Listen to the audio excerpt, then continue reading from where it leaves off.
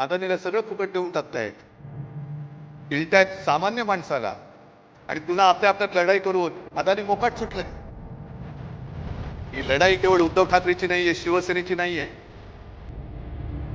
1960 साली ज्या मराठी माणसाने बलिदान देऊन रक्त सांडून ही मुंबई आपल्याला मिळवून दिली, त्या रक्ताची शपथ घेऊन ही मुंबई आम्ही आमच्यापासून बोलू देणार नाही, मुंबईचं महत्व खतम करू देणार नाही. म्हणून जर आपण उभे राहिलो तरी मुंबई वाचेल.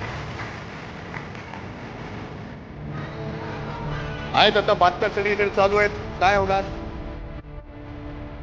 कसलं काय होणार का, होणार की नाही होणार कळेल ना. जे यांच्या मनात आहे आणि राज्याच्या मनात आहे तेच मी करेन.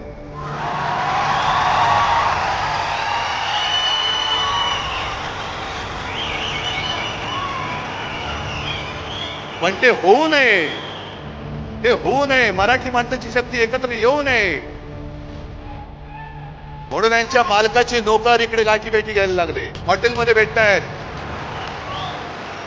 मालकांचे नोकर तुम्ही. जर का मुंबईवरती ताबा यांना मिळाला नाही आणि मुंबई परत शिवसेनेच्या ताब्यात आले, आम्ही घेणारच आहोत, आम्ही घेणारच आहोत. मुंबई जर का पुन्हा मराठी माणसाच्या ताब्यात गेली तर मालकाच्या मित्राचं कसं होणार, अदानीचं कसं होणार. त्याच्यामुळे मराठी माणसाची शक्ती एकपट्टा कामा नये. याच्यासाठी हे मालकाचे एका शेट्टीचे नोकर हेच मी म्हणे. आणि ते नोकरांचे नोकर जे आज नालायकपणाने वजाबंदी सादर करतात ते